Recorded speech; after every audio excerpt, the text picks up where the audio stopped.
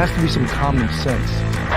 Yes, sir. They have the car stopped at 10 from Ranch by Kohberger. We still don't know who pulled the trigger.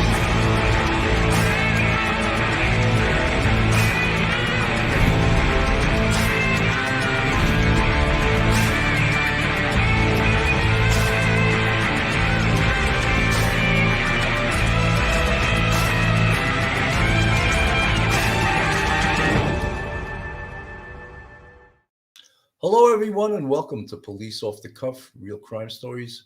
I'm your host, retired NYPD Sergeant Bill Cannon, a 27-year veteran of the NYPD. Everyone is anxiously awaiting the arraignment of Brian Kohberger.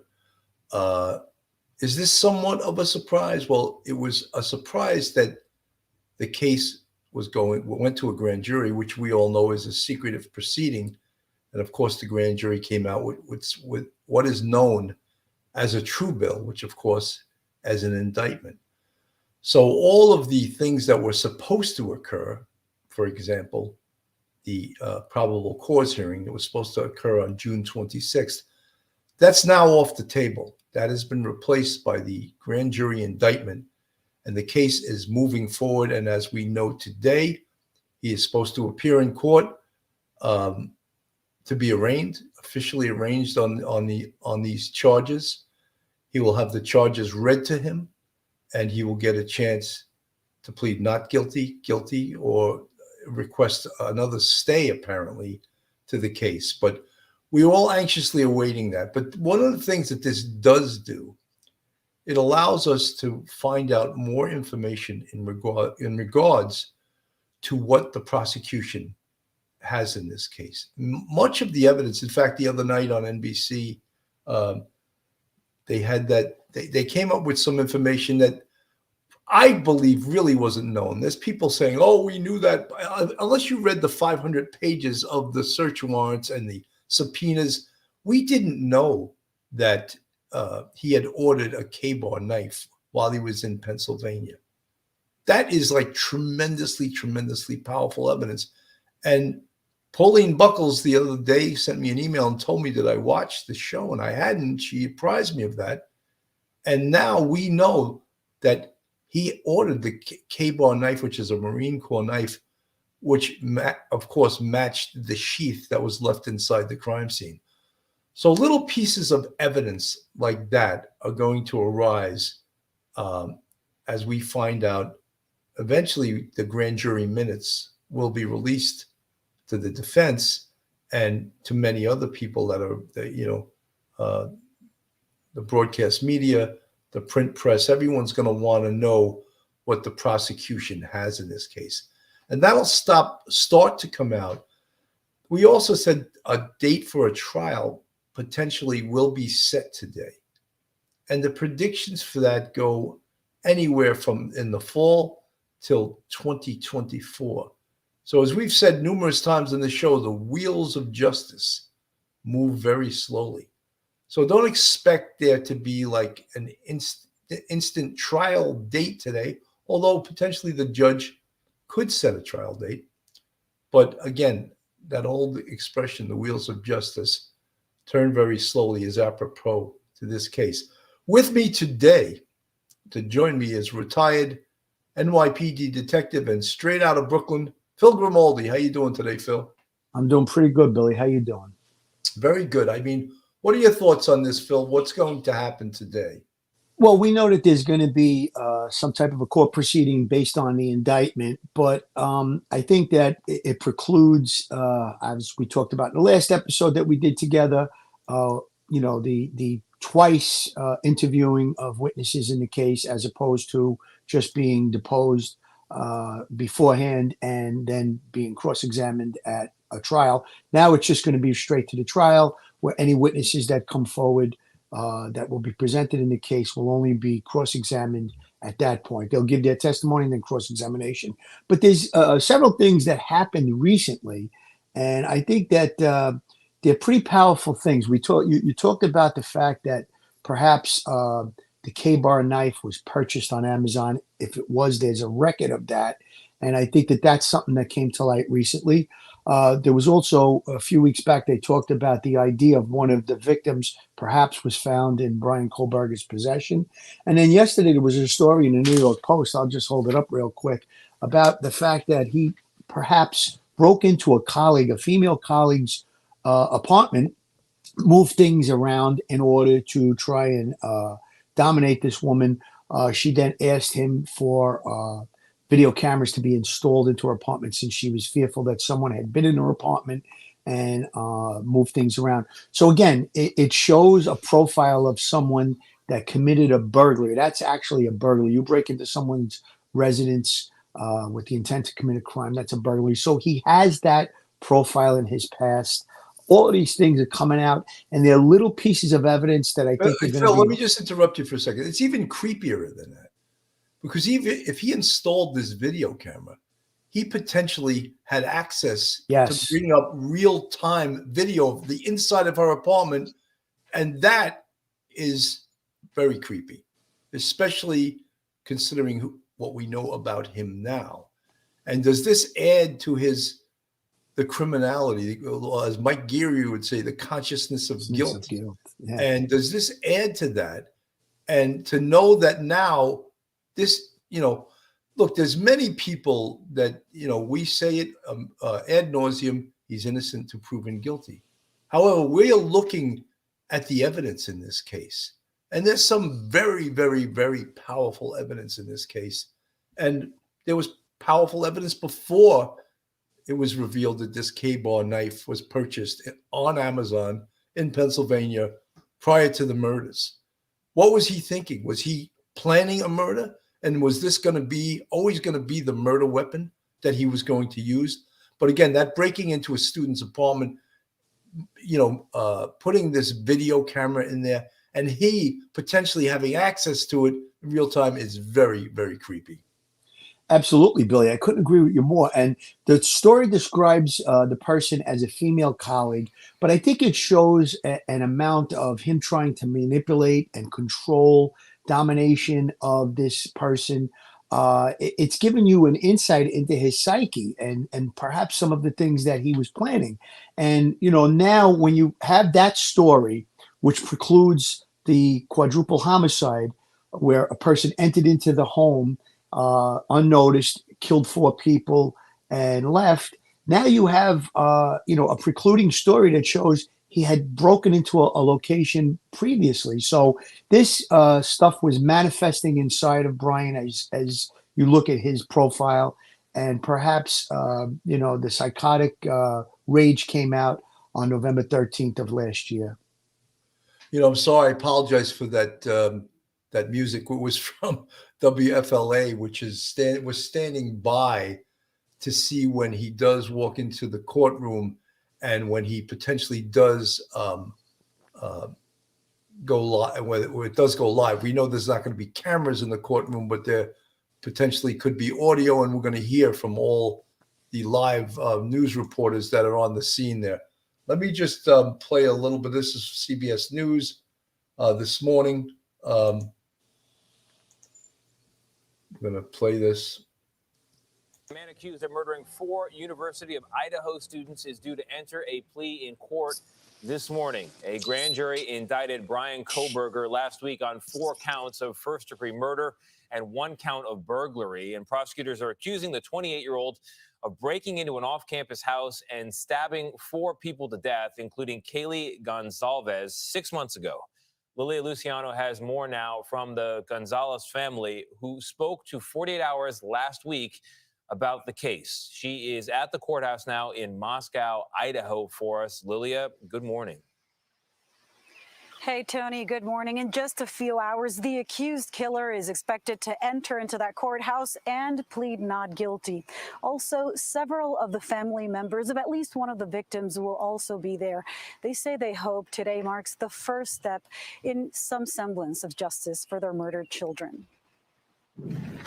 Please be seated. After more than 4 months, Brian Kohberger will again face an Idaho judge to answer for allegedly killing 4 University of Idaho students. He knows, what he did to our daughter. The family of 21-year-old victim Kaylee Gonzalez plans to be there.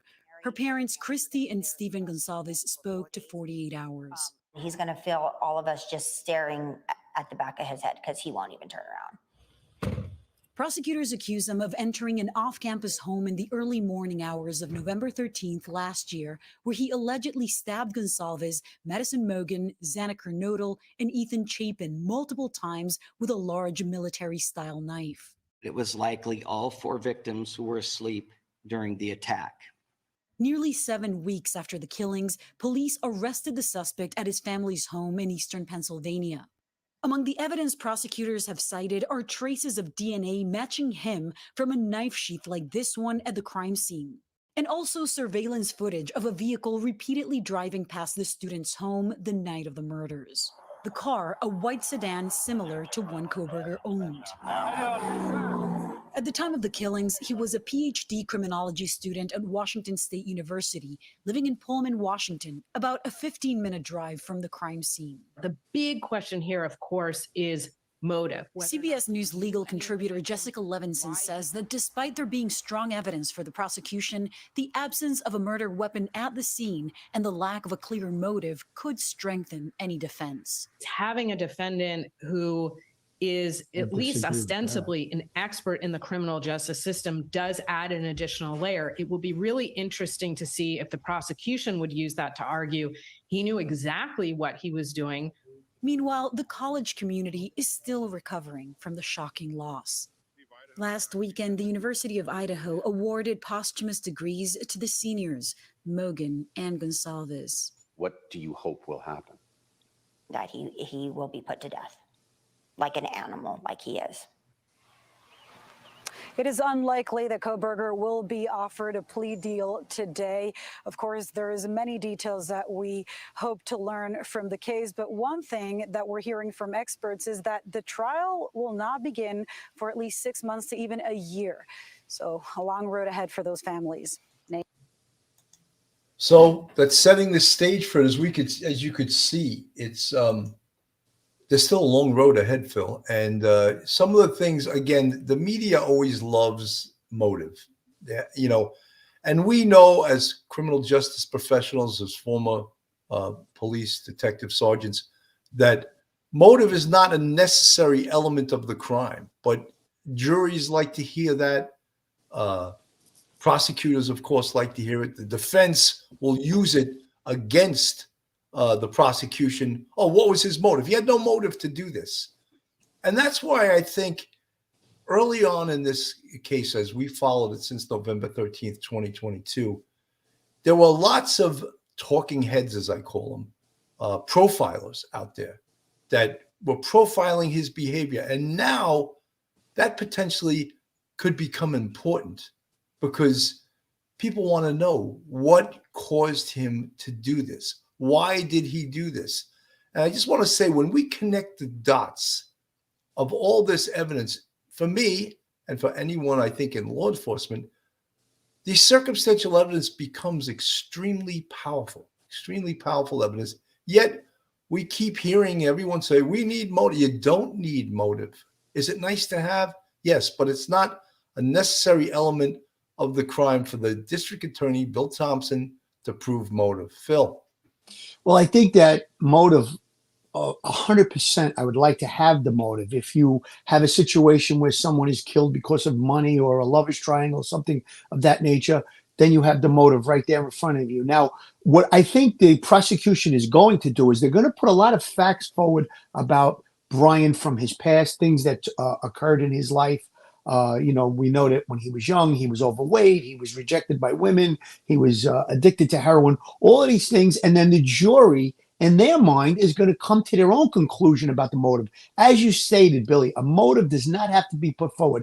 It's not the onus on the prosecution to say, this is the reason that this person committed this crime. That's not required in the law. What's required is, we're saying that this is the person that committed the crime. And I think with all of the evidence that we know about, and there's probably a ton more that we don't know about, it's going to lead to the conviction of Brian Kohberger. And I have to disagree with that last clip that you played where the attorney said She thinks that it could be a hole in the case if the knife is not recovered. Now, would I like to have the knife recovered in this case? Absolutely. Any homicide case, you always would like to have the weapon recovered because it's more powerful. But I think with all of the other elements that we have, the jury in their mind is going to be able to figure out, okay, he committed the murders. He left the sheet behind. His DNA is on the sheet.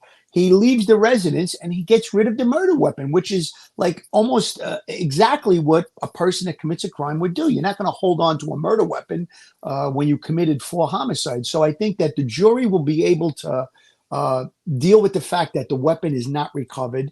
And I think that they'll be able to put all the pieces together, like you said, all of the pieces of circumstantial evidence, the physical evidence, the video evidence, the telephone evidence. It's a ton, and it's going to all pile up, and it's going to be tied in a nice, neat bow. And I believe it's going to lead to the conviction of Brian Kohberger.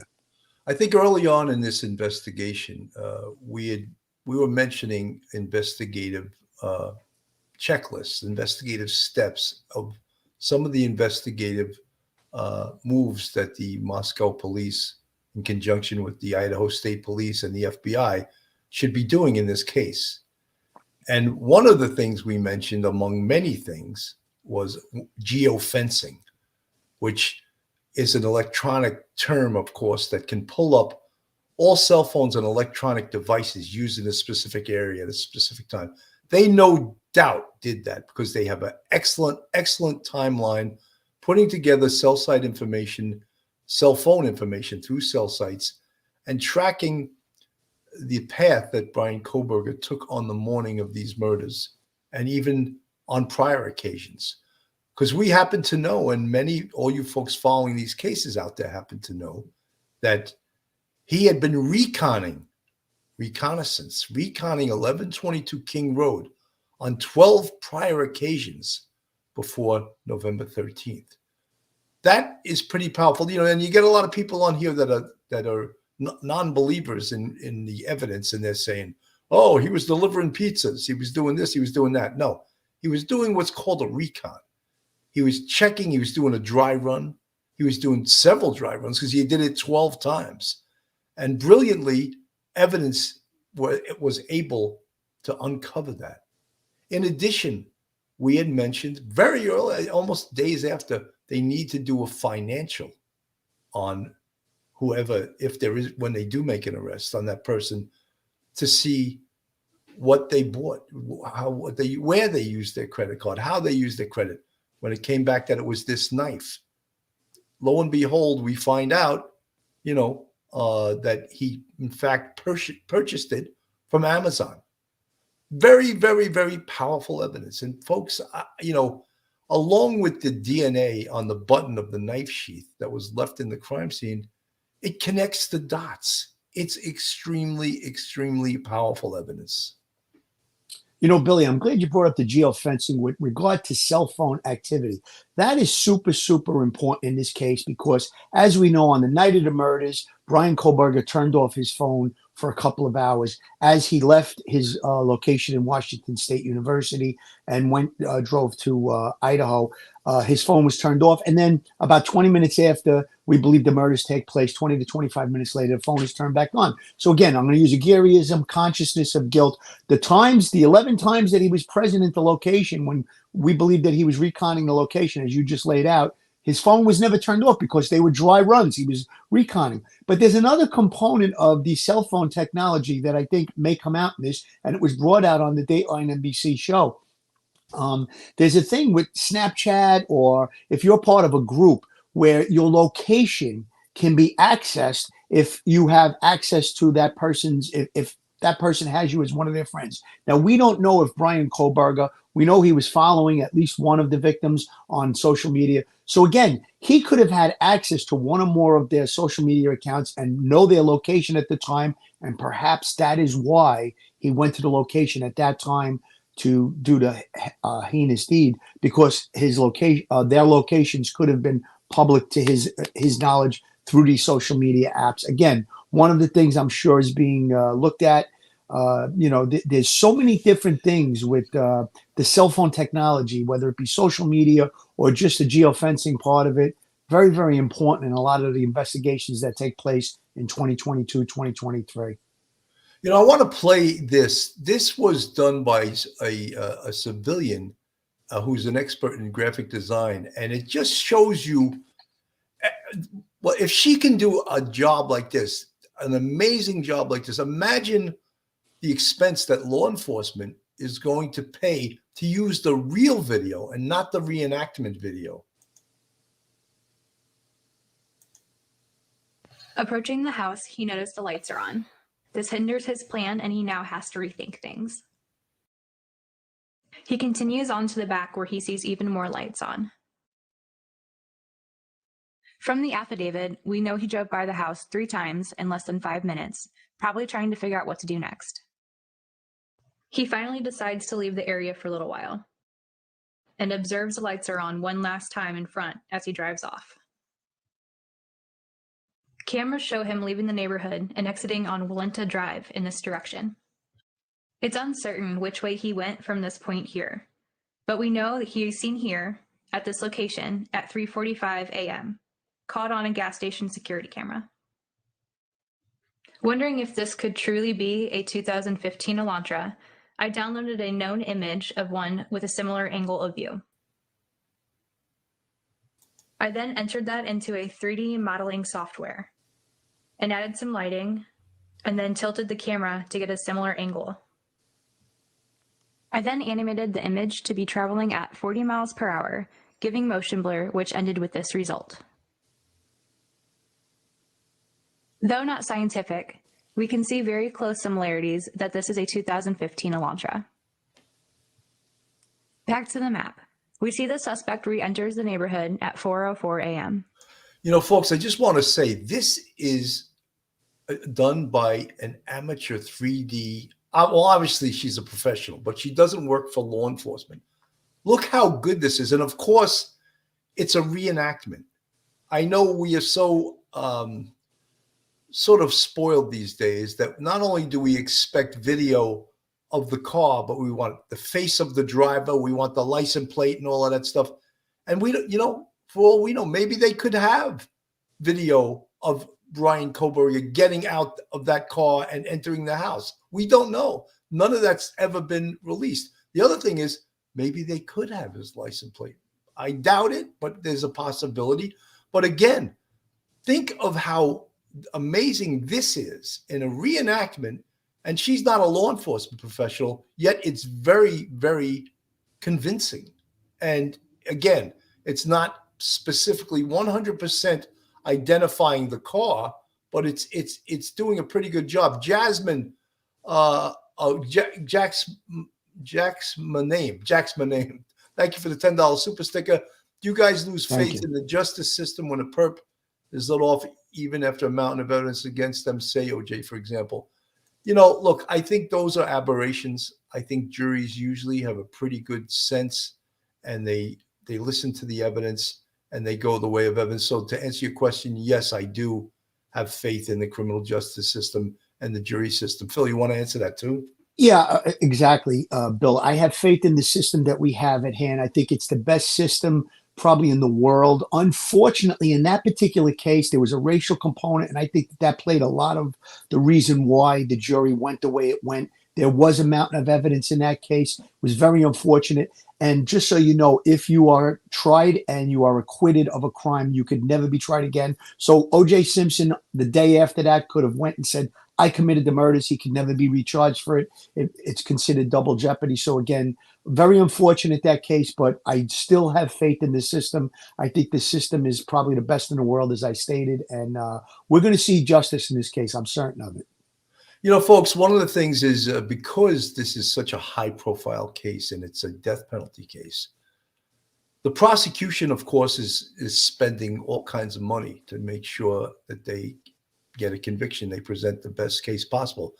In the same vein, the state must provide funds for the defense to mount a defense that is worthy of the money and what they're up against in regards to the prosecution. So some of you folks questioning our system, well, will the defense, look, he's got a legal aid attorney, but she's one of the best attorneys in Idaho, and she's very, very experienced. And I'm sure she has help also.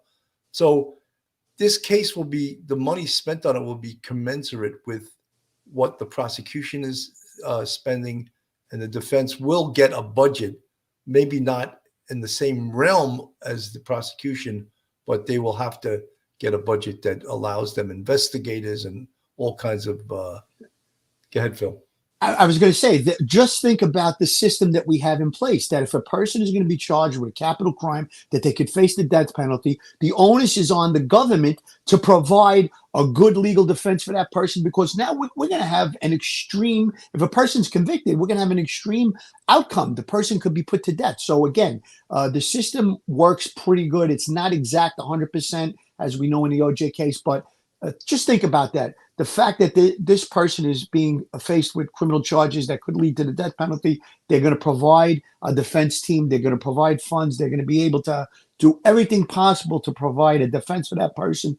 And I think the system that is in place, it provides us with the fact that beyond a reasonable doubt, this person is convicted of this crime, and we even supplied them with the necessary defense mechanisms to try and defend the person. However, if the person is found guilty, I think there's going to be no appeal in a case like this that's going to be worthy because of the fact that everything that's being done in the case.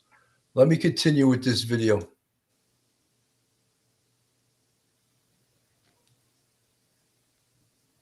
No volume. He Billy. drives up to the house and slows down. Looking at the windows, he sees the lights are now off. Continuing to the back, he checks to see if those lights are off. They are. He's excited. He knows everyone is finally in bed, but he wants to check the front one last time. As he drives down, he's filled with adrenaline, seeing the lights are all off. His brain short circuits for a second as he clumsily tries to turn around in front of the house. It fails, but he regains composure and drives. You know, she's making some actually editorial remarks here. And of course, when the prosecution, if they do a reenactment video such as this, they would not make those. She's making assumptions. Let's put it that way. On. He's caught on camera making a 3-point turn at the end of the street to return back to the residence.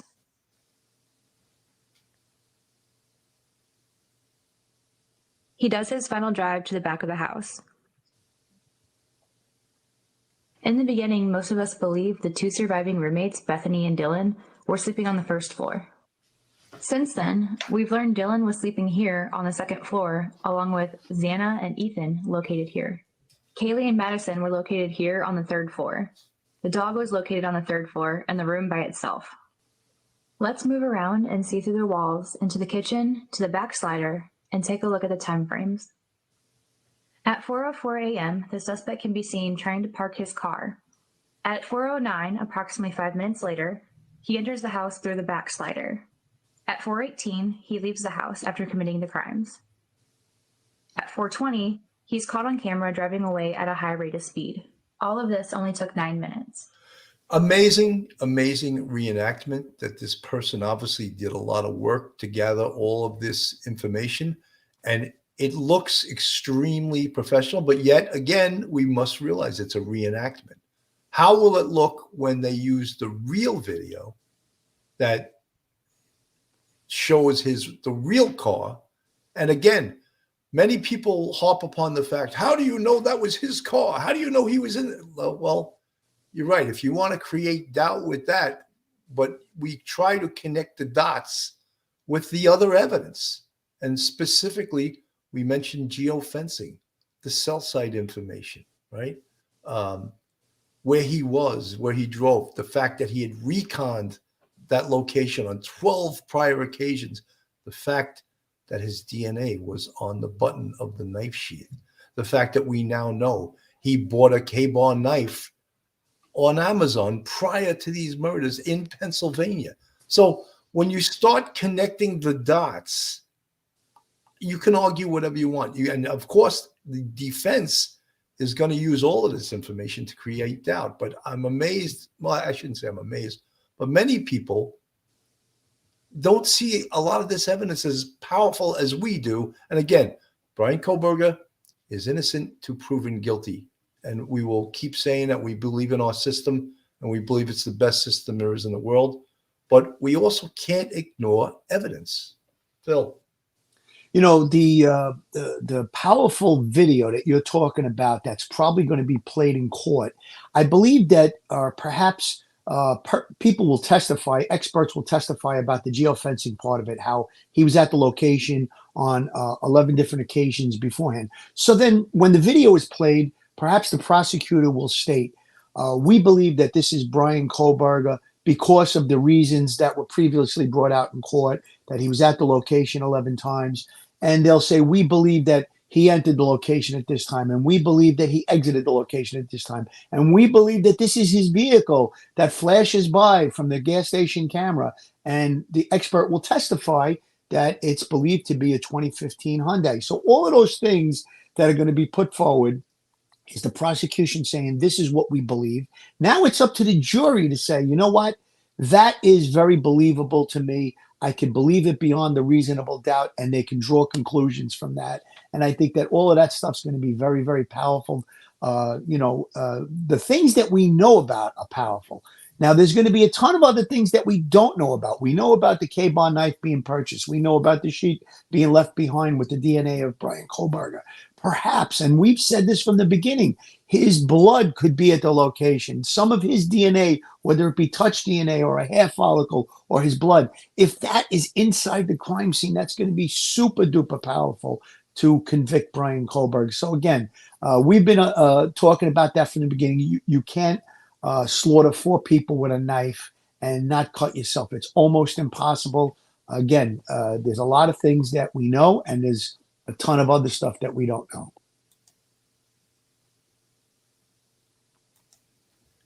Let's watch what that looks like.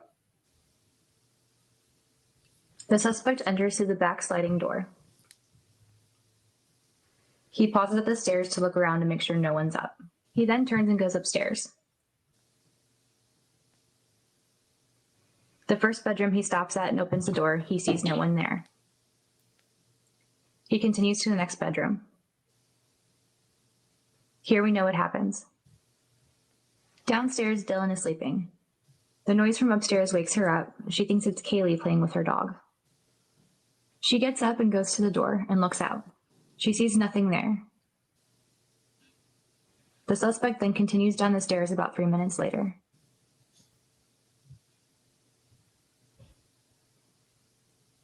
He then heads to Xana's room. Outside, there's a security camera picking up some whimpering, cries, and a thud at 4:17. We've learned that Xana was found on the floor, which might explain the thud. Dylan again hears something and looks outside her door. She sees the suspect. He walks right past her and leaves. I want to bring Brian Enton back in. Brian, you stood out in front of. Sorry, folks, I meant to remove that prior to that.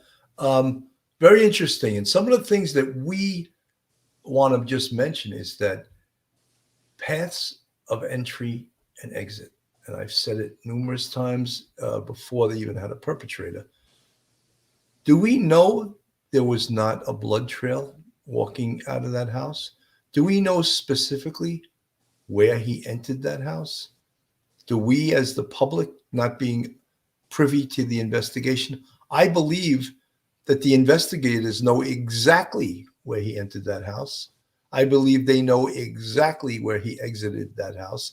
I believe the crime scene will tell a story that we don't know. I said there's a 99% chance, and don't believe me, as one of the most prominent death investigators in the world, Barbara Butcher, who was on Duty Run's show numerous times, along with Ed Wallace, one of the top crime scene detectives, first grade detective for the NYPD, who teaches crime scene techniques all over the world. They felt, both of them, that there's a 99% chance that Brian Kohberger cut himself and left his blood within that crime scene. And as Phil had previously stated, if that's the case, if his blood is in fact inside that crime scene, so powerful. Evidence that is beyond. How does a mounted defense, how did your blood get into that crime scene? And your DNA on the knife sheath, and your car being caught on video, and all these other circumstantial, as we acknowledge, circumstantial evidence, but extremely powerful circumstantial evidence. Billy, the defense could come up with a story and say, yeah, Brian Kohberger purchased a K-bar knife, but he lost it, or he sold it, or it was disposed of, whatever. And the thing is that the jury is going to say, wait a second, hold on. That doesn't sound logical to me, because all of the times that he was at the location, his phone going off before he exits Washington State University and then goes over to the location, all of the other little bits and pieces of information, his car being caught on video, that's when the jury's going to have to read through the evidence and say, no, that doesn't sound correct to me. It's more reasonable to think the knife was purchased, the sheet was left at the scene right next to the location of two bodies on the floor. His DNA is on the knife sheet. He purchased it. It's his knife. He left it at the scene. He made a mistake. He did what criminals do. They make mistakes when they commit crimes. So again, I think it's not going to be a difficult path for the jury to understand the evidence and come to the conclusions that we believe are going to happen and lead to the conviction. It's just going to be the defense has to do something to try and provide a defense for Brian Kohberger. So they're going to come up with a story like what I just laid out. Well, he purchased the knife, yeah, but it was, it was given away, it was sold, or whatever, whatever story they're going to come out with. So, but I think, people don't put a lot of faith in jurors. But when a juror goes into this, you're going to have an open mind. You're going to have to be very methodical about the evidence that's put forward, and you're going to have to examine it. And I think that when you're a reasonable person, you're going to be able to come to conclusions. And again, we talked about the motive doesn't have to be put forward, but when you put all the components together of what's going to be put forward at this case, the jury may be able to draw their own conclusion about the motive. So again, we have a system of justice that I think is going to work in this case. A lot of hard work went into the prosecution end of it. The investigators did what they had to do. Now we're going to have to see the hearing today, what transpires at the hearing. There's going to be a court date going forward. We don't know when it's going to be. The court date that's set for next month is now off the table. Billy, you talked about that you didn't think much would happen over the summer. I tend to agree with that. I think there's a lot of evidence in this case that needs to be examined by both sides, prosecution and defense. So we're probably not going to see a trial for quite some time. Folks, this is Police Off the Cuff, real crime stories. If you like real crime stories from a police perspective, then you're in the right place. If you're not subscribed to us, go on YouTube, hit that subscribe button, give us a thumbs up, and ring that bell. If you want to support us financially, we have a Patreon with 3 different levels, and we also have a YouTube channel membership with 5 different levels. And you can also go on our website, policeoffthecuff.com. And if you want to send us an email, policeoffthecuff, the number 1 at gmail.com. And we love to read your comments and respond to them. And we appreciate all the folks in our audience. One of the things that became a big deal also was video of Brian Kohberger being pulled over about a month prior to the murders by a police officer, a female police officer.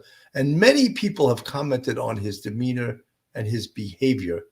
And I want to play a little bit of that car stop right now, and you can make your own judgment on it. Hello, I am Officer Langus. Stops being audio and video recorded. I think you know why I stopped you. You were in the red light. What actually happened was I was stuck in the middle of the intersection. Yeah, so I was behind you the whole time. Yeah. Yeah. So technically, you're not supposed to enter the intersection at all for that reason, because if the light turns red, then you're stuck in the intersection, and then you're on the red light. So that's the reason I stopped you. Do you have your license on you? Yep.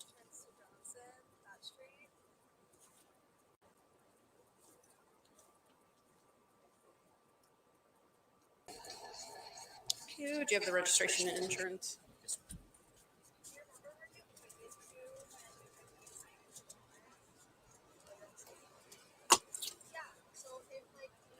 Let me just get this for you out. You what? I'm just gonna get this out for you. Okay.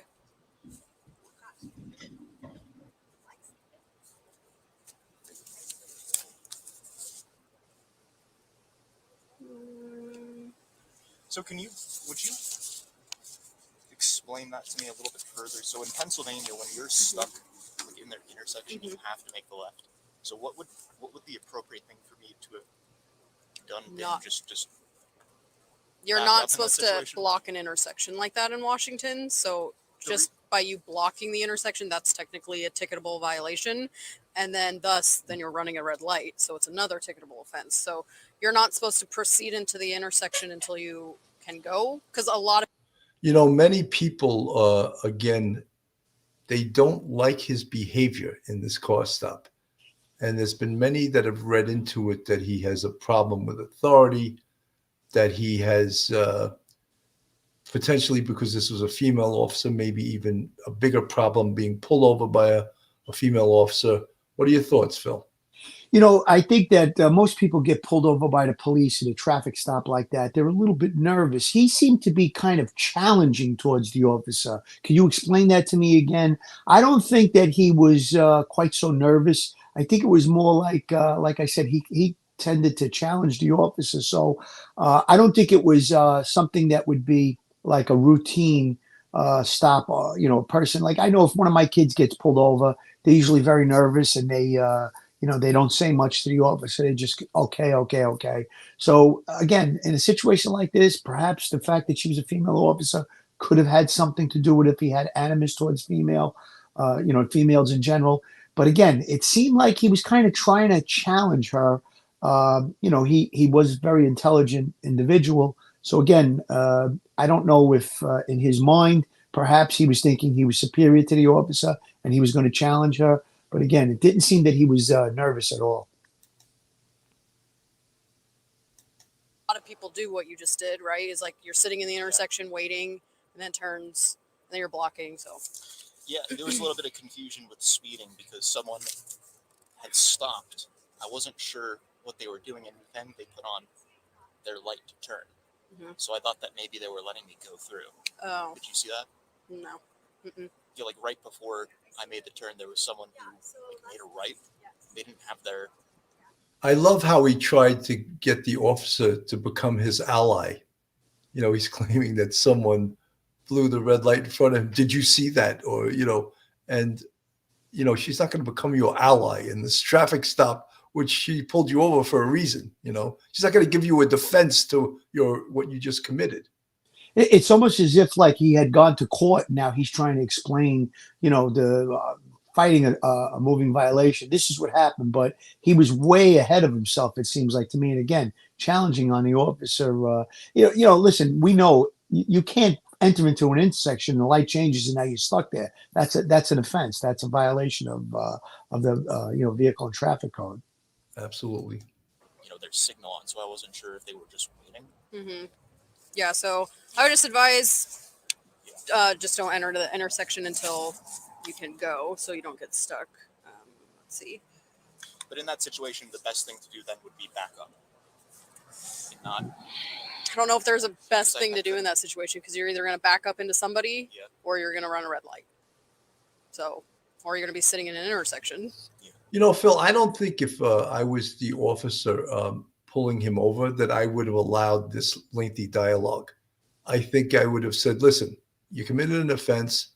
I'm going to give you a warning and admonish. Don't get yourself in any deeper because you're not making it better by, becoming F. Lee Bailey on a traffic stop here, but she really entered. I guess these days it's a little different because they're wearing body worn video and they have to be a courtroom, an attorney, a prosecutor, soothe the person's nerves, all of those things because they are on body worn video.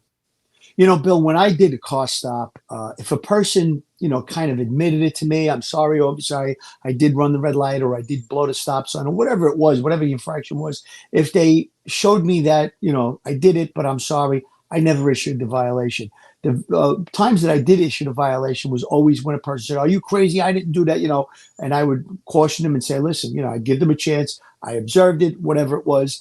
And if they continued to be belligerent about it, then they were getting the summons. In this case, I believe he was warned and admonished. And like you said, Billy, I wouldn't have went into a lengthy discussion with him.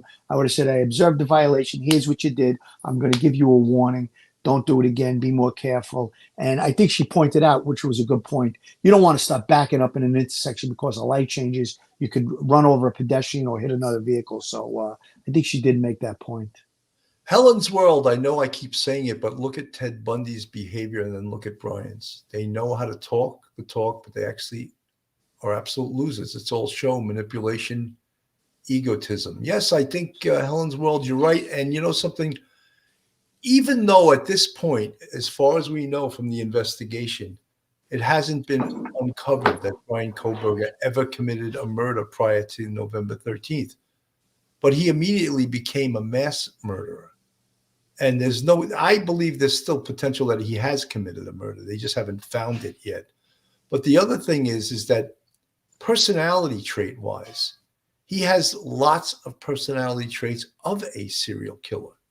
And tonight at 9 p.m., we're going to have on a forensic psychologist, Dr. Joni Johnston, who's a behavioral analyst. And she's going to talk about Brian Kohberger's behavior. And myself and Mike Geary will be on. That's 9 p.m. tonight. But just as you look at how he responds to questioning, yeah, he has, I think you could say he has some issues. 100%, Billy. Yeah, you know, I was just slightly into the crosswalk. So, you know, yeah, I'm from Pennsylvania. We actually don't have like crosswalks. Oh, so even if you're kind of slightly, there's a little bit more leeway as well. Like there are a few lines. Like there's one white line and there's another one in front. Like there's like a certain margin from which you can actually kind of put your vehicle, place your vehicle. Yeah. So I know laws vary state to state, but there is a law in Washington for blocking an intersection like that, proceeding through when you don't when you're just stalling. I forget the actual verbiage. I can find it for you, but it's like stalling, blocking an intersection. Yeah. I'm just curious about the law. I don't mean to. Oh no, yeah, I can find it for you. Yeah. One second.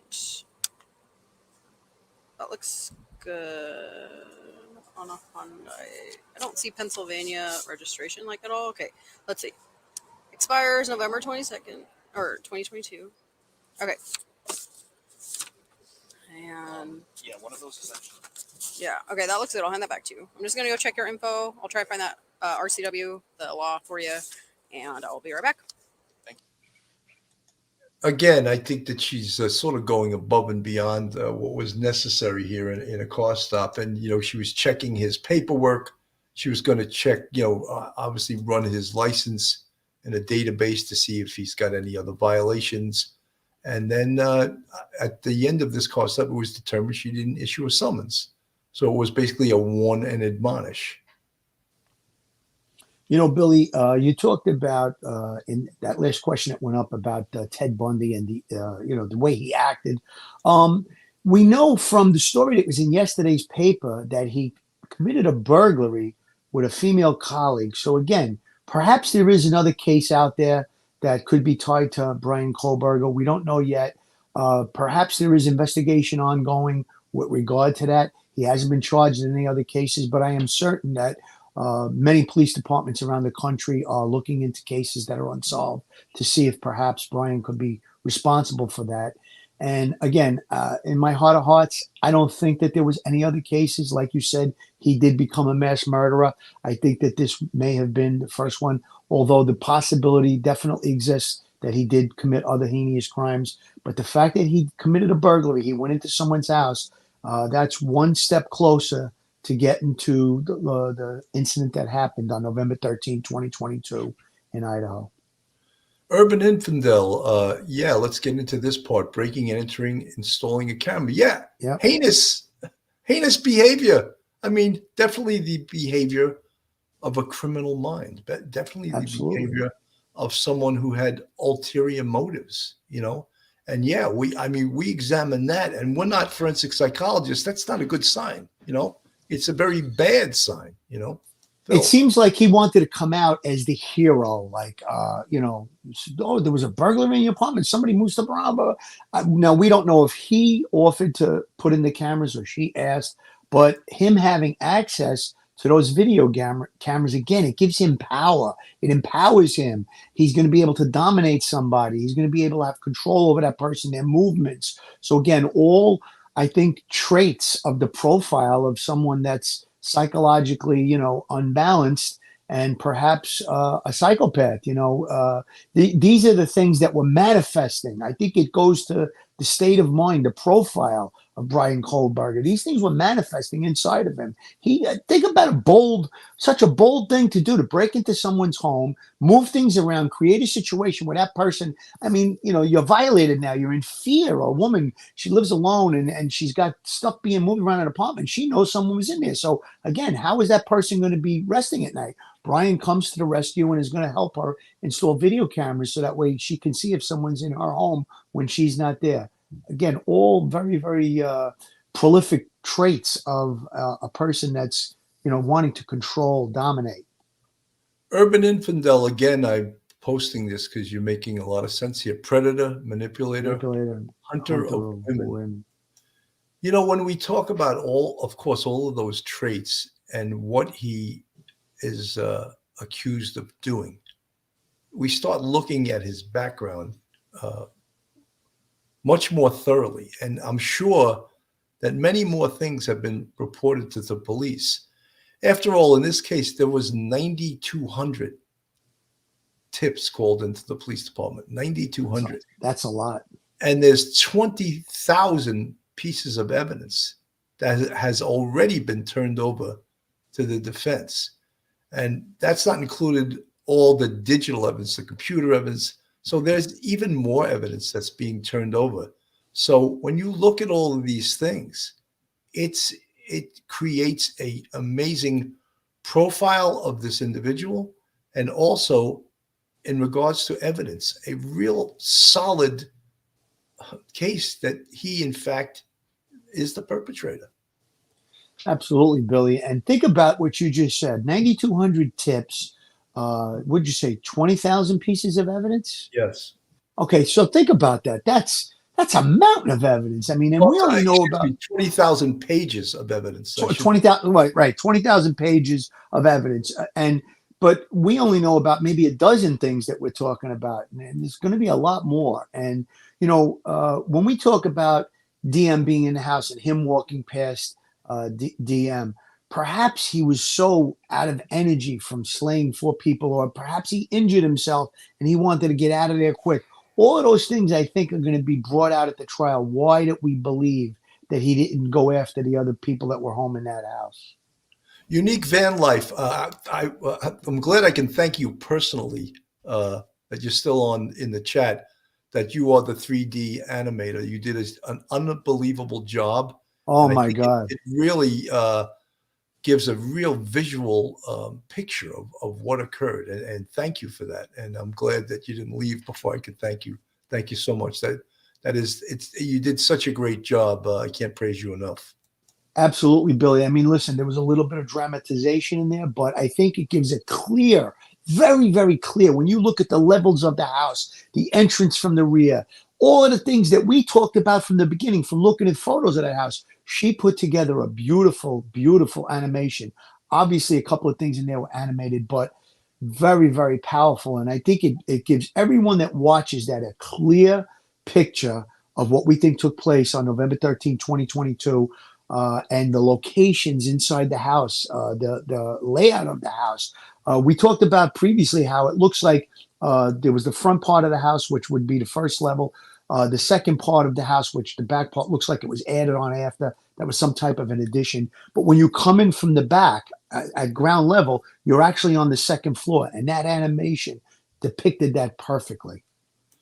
It was tremendous. And I'm saying, like, she did that with her own resources and her own talent. And you got to think that law enforcement is going to try to come up with something as good as that, at least as good, by using all the means at their disposal to do so. Phil, is there any news yet about the arraignment? I just checked a couple of minutes ago. Nothing is hitting the internet just yet. I'm going to check again in a minute or two. But I just wanted to make a comment about what you're talking about now with the video evidence. As of late, in the last several years, I know, for instance, the Brooklyn District Attorney's Office, they hired an expert that handles videos and stuff like that. When all the video evidence that's put forward in cases today, because there are cameras everywhere, they can create a montage of the video, and I think that's going to be done in this case. I would almost guarantee it. So again, with all of the video evidence, and then you tie it in with the cellular technology, which is going to be the geofencing part of it, we're going to have a clear picture. It's probably going to look something like what we saw that young woman put together, but there's going to be actual video, and the examination of the vehicle that she did in that video, that's exactly probably what the FBI did when they determined that it was a 2014, 15 Hyundai. Maybe not exactly, but they probably did a similar type thing. She animated the vehicle traveling at 40 miles an hour and all of that. And when you put the pictures one next to the other, it was clear that it fit the profile of a Hyundai. Folks, I showed you the car stop that happened 1 month prior to the murders on November 13th. Here's one that happened afterwards, and I'm going to play a little bit of this.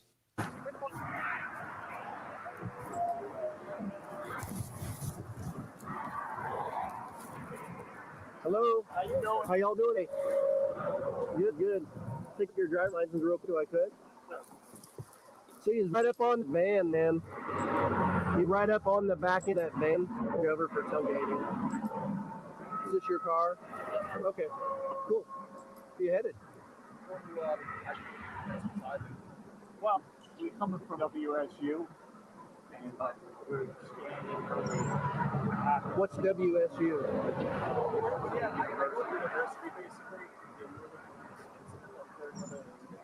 That is SWAT team area. So we're okay. Now, when you look at the demeanor of both Brian Kohberger and his dad, no one is relaxed when you get pulled over by the police, but they seem extra agitated, and he seems extremely agitated because he knows what he's done, if he in fact has committed a quadruple murder, but he does look extremely agitated, in my opinion. Billy, hard time reading because of the traffic. So you're coming from Washington State University, and you're going there. Oh, we're going to be going today. Oh, okay. Yeah, we're slightly driving hours. Days. Driving. Yeah. Okay. And what did you say about some SWAT team thing? Yeah, there was a mass shooting and everything. Where? Like, none of the stuff they're talking about has anything to do with the car stop. It just they're sort of trying to get away from the real, the reason they were pulled over. And I see folks in the chat questioning. I have no doubt in my mind that the 2 times they were stopped driving across country were planned car stops. I do not believe these were just random car stops that anyone who was tailing them would just allow the police to pull them over, especially the FBI. I guarantee, and this is my thoughts, I guarantee these were planned car stops. Phil? It was definitely architect, in my opinion, and probably what was told, follow the vehicle. If a vehicle commits any type of infraction, do a car stop. And that's exactly what they did. And the demeanor of both Brian and his father seemed to me that they were raised up. I don't think they were acting as, we got pulled over. They seemed raised up to me. Perhaps, and the Dateline NBC episode that aired the other night talked about that the family was actually suspicious of Brian. I don't think it was, they're going to just forget about it. It was all over the news. It was wall-to-wall news coverage at the time. They're describing a white Hyundai Elantra that was in the area. He's driving that type of a car. I don't think it's beyond, belief to think that perhaps his family questioned him about it. You're not far from the area. You're driving that vehicle. I mean, 2 and 2 adds up to 4 in my mind. So the father definitely looked raised up as well as Brian. There's 2 questions in the chat. One is why they pull him over twice, lack of communication. No, actually, lots of communication. Probably the FBI or the Idaho State Police asked the Indiana State Police to pull him over. And the second part of that question is, for what reason? Well, let's take a look at him. Let's take a look at his demeanor. Let's take a look at his body. If you looked at his right hand in one of these videos, it appears he had a big cut on his right wrist. That could have been from the homicide. It could have been a severe cut that had started to heal. So let's see what he has inside the car. Let's see what he says. Let's see what his demeanor is. All of those reasons are reasons. And Erica, yes, there was communication. I believe they were told to pull him over. They were asked. The Indiana State Police were asked either by the FBI or the Idaho State Police, pull him over. And this is what we're looking for. Phil, your thoughts? Absolutely, Billy. I mean, think about it. If he's a suspect in a quadruple homicide, I don't believe in coincidences like that. Not once, but twice he's pulled over. Come on, I'm not silly. I think it was definitely architect. And what it does is, based on the body-worn camera, if he commits a violation, it's 100% within the law that you can pull that person over, engage them, ask for license, registration, insurance card, explain about the violation. We don't know what the reception is going to be. Perhaps he could have become enraged and committed a further violation. Now, if you can arrest someone, you can do a search incidental to arrest. So there's many things that could have come out of that car stop. But I think one of the main things is it's body-worn camera. Like you said, Billy, we're getting to see if he had any injuries on him, what his demeanor was. And if it had escalated, perhaps there could have been an arrest situation. And, anything was possible. In my opinion, I think that both of those car stops were definitely architect. Follow him. If he commits an infraction, pull him over, engage him, and, we'll see where it goes. Prying Paula, Dateline says the FBI had no involvement in pulling him over. Well, Dateline interviewed the FBI. They told him I think the FBI is lying. They never lie, of course, but I think they're lying. So well, the request could have been from the Idaho State Police too, right? I believe these car stops were choreographed. There's no doubt they was. Yes. So when they say, "Oh no, we didn't tell them to," I don't believe that. It could be that the FBI didn't make the call, so they're going to be very comfortable in saying, "No, we didn't." Oh, yeah, we didn't. Yeah, the Idaho State Police asked them. So it's a little fib, not a big lie. I don't think that that's a coincidence. Not once, but twice. Once, maybe. Twice. And then the infractions were so minor too. You were following too closely to the guy in front of you. I don't see state police pulling people over, so casually or something like that. Exactly. Let's get back to this.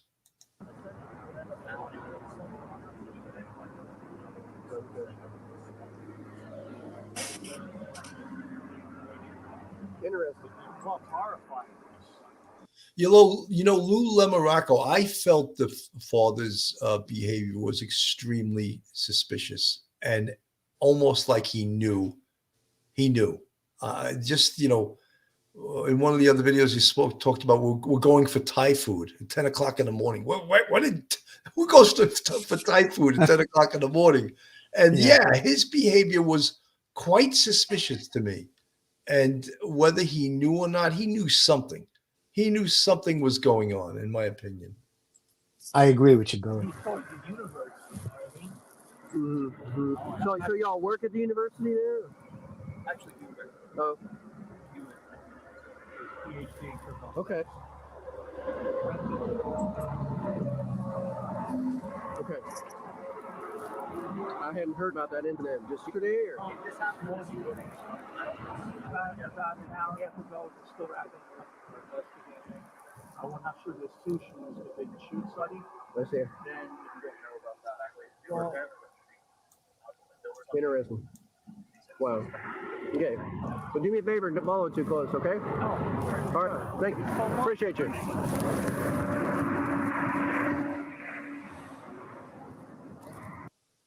Bill, think about the conversation that had to take place after that car stop. I mean, they're driving down the road. This is the second time that they were stopped.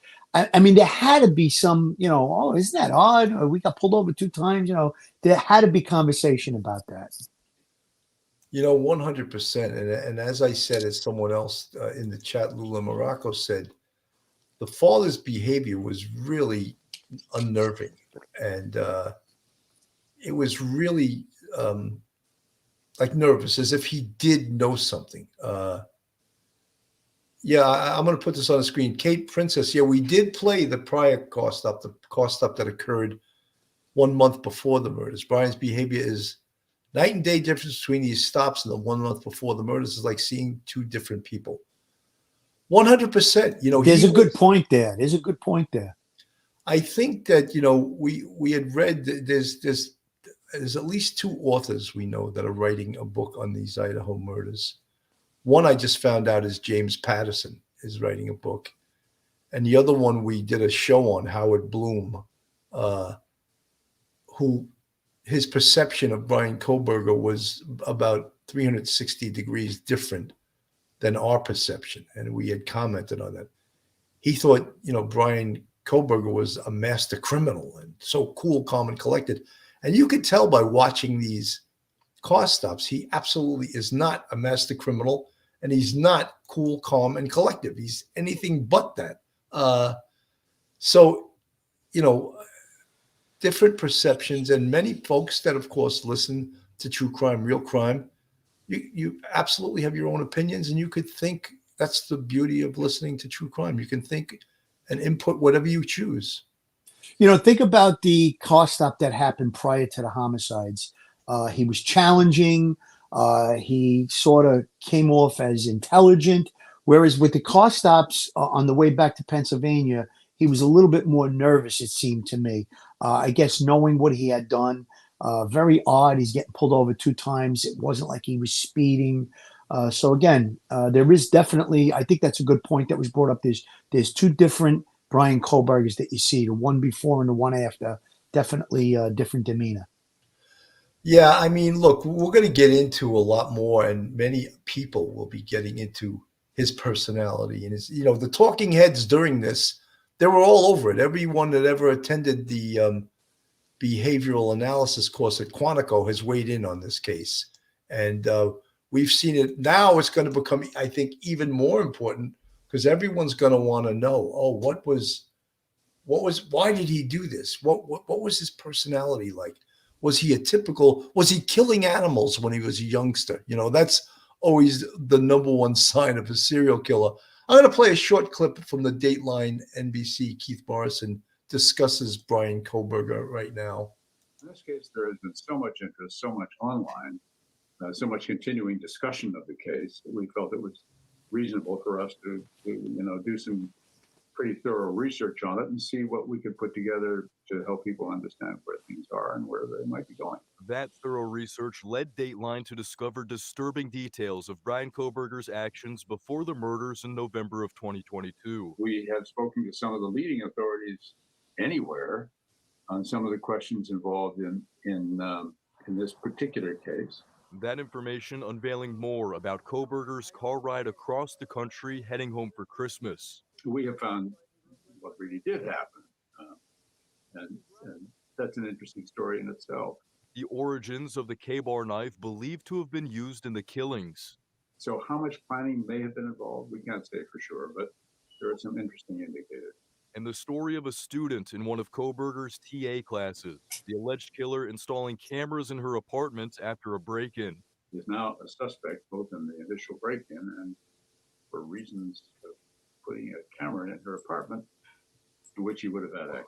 Experts diving into behavior that lies behind this type of criminal activity. When you trace his early life, it matches certain kinds of behaviors. Talking about seeing visual snow, for example, about the kind of dissociative episodes he would have gone through as a young person. And the resulting need to kind of level the playing field in a very visceral and intimate way with people who had rejected him in the past, or some representative people who had rejected him in the past, especially young women with whom he had always been awkward and had some difficulty relating. The special is Dateline's second show on the Moscow murders. Keith Morrison telling us about the tremendous interest in this case. Well, it's an absolutely fascinating story. The character study involved here is disturbing, but I think it's probably important to know and to think about. It certainly wouldn't be the only kind of character like that, but it rather is like others who have made their way through the history of this country. And people will find it fascinating. When Dateline. So yes, people will and have found this case fascinating. You know, someone in the chat said something like, "Oh, he's a vegan. He wouldn't kill animals." I don't know if he was a vegan his whole life. If he was a child and he wasn't a vegan, and you're saying that sort of excludes him from killing animals because he was a vegan. I don't know if I'd buy that either. But you know, he probably was not he was a heroin addict part of his life. I don't think he was that when he was a PhD student. So people change and go into different phases in their life. He definitely has some disturbing character traits, that's for sure. 100%, Billy. And I think that when we talk about the profiling, people that are in the law enforcement field, experts, they want to gain as much information as they can to try and use that information and the tools that are at hand to solve cases going forward. So the study of Brian Kohberger perhaps could yield something that could solve a case going forward. And again, you know, we look at serial killers and the traits like you're talking about, killing animals when they were young. We don't know if he did or if he didn't. That's one of the things that came up in previous studies of serial killers and people that are homicidal, that they perhaps show rage towards animals at a young age. Whether or not that happened in this case doesn't mean that every single person that commits a homicide kills animals at a young age, but it's one of the things that happens. It's a commonality when we did the study of serial killers or homicidal maniacs. So again, we don't know that for certain, but I think that's one of the things that needs to be looked at. And thank God for people in law enforcement that study these type of things and come up with profiles. And look, we know that profiling is not an exact science. However, it could be helpful. You know, I don't think that in this case they were looking for a senior citizen or someone that was very young, or it had to be someone that was strong and powerful to overcome 4 individuals. So again, the profiling, some of it is common sense, but there is definitely a science to it based on the study of previous cases. So I think that, you know, maybe something could come out of this case with the study of Brian that could be used going forward. Roxy, thank you for the $2.99 super sticker. Some of the things, folks, all you folks, the folks with the green font, thank you so much for being our YouTube channel members. Thank you for all the support you give us. Again, folks that are listening for the first time, if you're not subscribed to us, go on our YouTube, hit that subscribe button, give us a thumbs up, and ring that bell if you like real crime, true crime stories from a police perspective. Again, tonight we have Dr. Joni Johnson coming on at 9 p.m. And we're going to discuss the personality traits of Brian Kohberger. She's an expert on serial killers, and she's going to be on our show at 9 p.m. tonight. You know, Phil, this is one of the things they mentioned. I just want you to get to this commercial first, and we'll get right back to it. We're going to talk about the incel part of him. You know, Joe Murray, attorney at law, is a great supporter of Police Off the Cuff Real Crime Stories. And the reason is he's a former member of the NYPD, and he's a terrific criminal defense attorney. So if you find yourself in a jam or you need some type of legal counsel and you're in the New York City area, reach out to Joe, because Joe is also a boxer, and perhaps he can deliver that knockout punch on your case. If you need to reach Joe, his website is jmurray-law.com. His telephone number is 646-838-1702, or you can email Joe at joe@jmurray-law.com. Folks, I know everyone is anticipating the arraignment occurring, and it's not unusual for these things to run late. It was supposed to happen about 0900 hours of Midwest time, and I believe 11 or 11:15 our time. It's 12, almost 12:15 now, and it still hasn't occurred. So we were hoping that we could report something live as the arraignment was occurring, but we're going to try to cover different aspects of this case as we're talking and waiting for the results. And the main thing that we want to sort of pound home about this case is that this is what this case is about. It's about the lives of Ethan Chapin, Zaina Knodel, Madison Mogan, and Kaylee Gonsalves. And sometimes we lose sight of this, and you understand that there's so much interest in this case because a serial killer or a mass killer and people want to look at his personality, and everyone's interested as to also where this took place, the ages of the victims, the sex of the victims, 3 females and 1 male, the stalking nature of this case. Was one person specifically targeted? All of those things make for this case to be an interesting study. And in the true crime, the real crime community, that is one of the reasons there is so much interest in this case. Phil. Listen, Billy, there's a lot of interest in this case because the fact that these were 4 innocent, young, lively, full of life college students. They were viciously murdered. And, the fact that there were 2 other people that were present in the home and they weren't attacked. It really is a story that is very, very unusual. And I'm glad you mentioned the names. I'm going to mention it one more time. Kaylee Gonzalez, Madison Mogan, Ethan Chapin, and Xana Kernodle. Those are the victims. May God rest their souls and bless their families, because this is just such a horrendous, heinous situation that took place. And, I checked the internet a little bit ago. Nothing popping with regard to the court date, the hearing today. And again, Billy, as you know, they said 9 o'clock. A lot of times I would get a notification, go to court at 9 o'clock. And we know things don't kick off until a little after 10, between the judge getting seated and all the different components that have to take place. So perhaps there is a little bit of a delay. But if something earth-shattering happens, I know that we'll be on it. And perhaps if there's somebody in the chat that sees something on the internet, they want to put it in there, we could comment on it right away. Shari, thanks for this it's from Twitter. Brian Enton is in the courtroom. He's tweeting live. Judge is going over the inducement with him now. He said, yes, he understands. So at least we know it's proceeding. They're at that level. I don't know, Phil, if you can go on your Twitter and watch, maybe you'll know in real time as we get it. But folks, there's no live video coverage to this. I think the judge nixed that. So, but we will get information live from the courtroom via Twitter and that type of thing. But there is no Duty Ron. Thank you, Duty Ron. Brian Kohberger is inside the courtroom, so we know the case is proceeding. There is apparently he's answered yes to that. He understands the proceeding. So shortly, we should find out when the charges are read, whether or not he is going to, in fact, as we all expect him to, plead not guilty. And then certain things will happen as a result of that. But again, this is, we wanted to cover this live, but it's really not live. It's on a delay. And Brian Enton, again, is tweeting live. So, Phil, if you come up with any earth-shattering information from Brian Enton regarding his tweets, we'll certainly give that to you.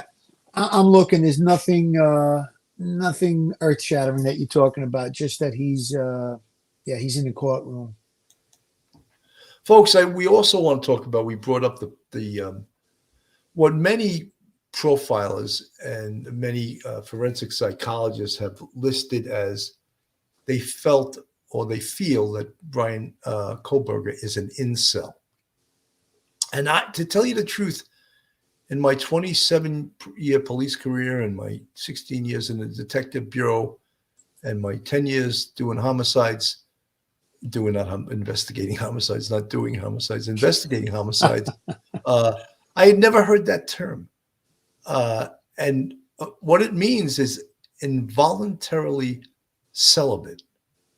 So when you think of that, a young male, he's 28 years old, he wants to meet women, he wants to have sex with women, yet he's awkward and he's unable to meet women. He's unable, I think they interviewed one person that he had previously had a date with, and she was, at this point, of course, horrified that she ever went out on a date with him. But he's extremely, extremely awkward with women. And I think that says a lot about his personality, an incel. So does he have disdain? Does he have hatred? Did he secretly target one of these women a lot of people believe he secretly targeted Madison Mogen. And all we get that from no confirmation from the investigators. So we can't specifically say that. I think it was said earlier on, based on her wounds being more severe than the others, they felt that she was targeted. However, there could have been other reasons for that. So I think that could be attributed to her perhaps being alert and fighting back. There's many possibilities with regard to that. But again, we don't have official confirmation from investigators inside the actual investigation telling what they believe occurred with regard to whether or not one of the victims was targeted or not. We know that Brian had been following one of the victims on social media. So perhaps that is going to come out. Absolutely. Shari from Nevada, Pup, thank you. Judge told Kohberger the maximum penalty is life in prison or death. So we all know that Idaho as a state does have the death penalty. And for them to, for the defendant to get the death penalty, the jury has to vote unanimously to issue that as a penalty. Your thoughts, Phil? Well, listen, obviously, in my opinion, he's an evil son of a bitch. I am in the camp that I believe this is the right person. This is the person that committed the crimes based on everything that we know going forward. If there's one case in the country that's a death penalty case, I believe this is it. I equate this with a terrorist that kills mass amounts of people. He killed 4 very innocent young individuals. He destroyed 4 families. The amount of people that are affected by this, besides the close people to the family, I think it affected everyone that was plugged into this case. Obviously, we all feel emotion about it. We're all upset. When you look at these beautiful young people that were killed and you see the families, and if you don't have sorrow in your heart, I don't think you're human. So again, I would love to see the death penalty instituted in this case if he is found guilty, which I believe he's going to be. One last comment about today. I don't think we're going to get anything earth-shattering. It's just a hearing saying that he's indicted. The judge is laying out the exact charges against him. As that last comment said, the judge laid out that you could be found guilty of life in prison or the death. That's the penalty that you could suffer from this case. So I don't think we're going to have anything relating to evidence or anything like that. We're probably going to get a future court date. And again, Phil, maybe it might be some. Phil, let me just say this. Brian Enton tweeted that Kohberger is standing silent, so the judge is entering not guilty pleas. That sounds like he is refusing to answer. However, later on in the chat, Duty Ron, one of our compadres, a fellow police officer, BK entered his plea, not guilty. So now that is a big thing because now the case will proceed. He also says trial set for October. Duty Ron just put that in the chat. So they have a court date of October. Okay, so the trial date, as we know, set now for October. However, that's not in stone.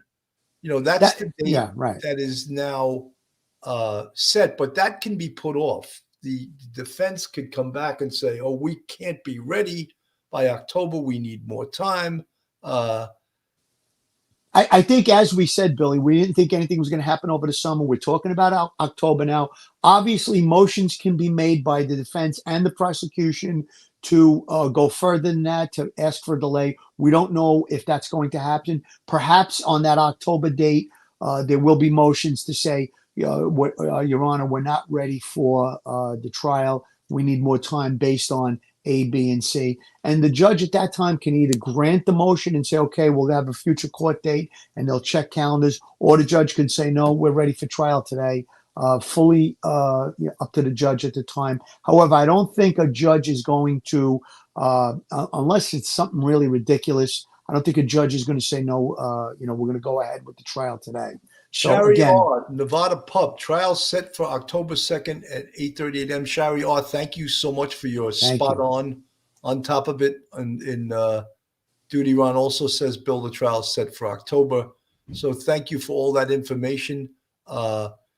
This is, look, now what also will happen is a lot more of the evidence, of course, is going to be released. We'll start getting information. The gag order is still in place. So, but when the prosecution releases some of the documents, they'll become public and folks will know. The court has been adjourned, Stephanie Vella. I just want to show one more thing before we also adjourn.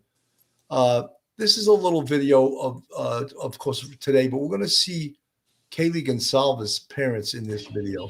After more than 4 months, Brian Kohberger will again face an Idaho judge to answer for allegedly killing 4 University of Idaho students.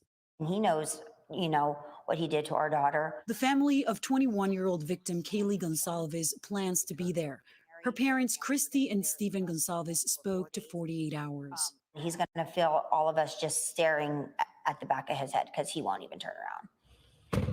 Prosecutors accuse him of entering an off-campus home in the early morning hours of November 13th last year, where he allegedly stabbed Gonsalves, Madison Mogen, Xana Kernodle, and Ethan Chapin multiple times with a large military-style knife. It was likely all 4 victims who were asleep during the attack.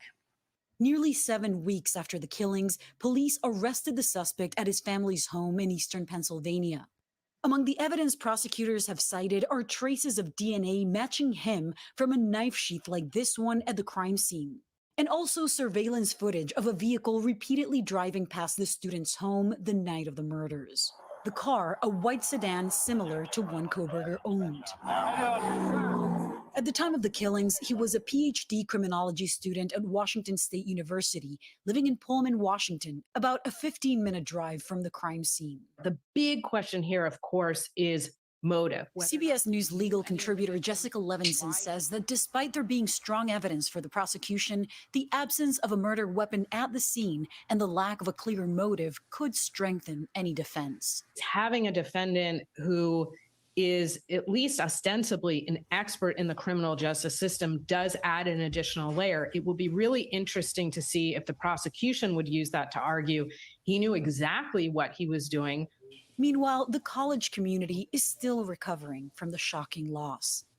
Last weekend, the University of Idaho awarded posthumous degrees to the seniors, Mogen and Gonsalves. What do you hope will happen? That he will be put to death. Like an animal, like he is. It is unlikely that Kohberger will be offered a plea deal today. Of course, there is many details that we hope to learn from the case, but one thing that we're... So, folks, we know what happened. I wanted you to see the parents of Kaylee Gonsalves, and that's what, again, we hop on this channel, is that's what this is about. It's about the families. It's about the folks, the students that lost their lives, Ethan Chapin, Xana Kernodle, Madison Mogen, and Kaylee Gonsalves. And so we know right now a not guilty plea was entered first by the judge when he didn't respond. And then apparently Brian Kohberger did respond and he pled not guilty. A date, I believe it was of October 2nd at 8:30 a.m., which isn't written in stone. That's potentially could change. And so hopefully more information will come out. More of the evidence will be released. Again, tonight, Dr. Joni Johnson, 101 questions that you would ask a serial killer. This is Dr. Joni Johnson, an expert in forensic psychology. We'll dissect some more of this stuff tonight, but 9 p.m. Eastern Standard Time this evening. Phil, I think we covered a lot of information here. Unfortunately, it wasn't as maybe smooth as we would have liked it because we can't have any effect on when they were going to come out with this information. But now the clock is ticking. They gave a trial date.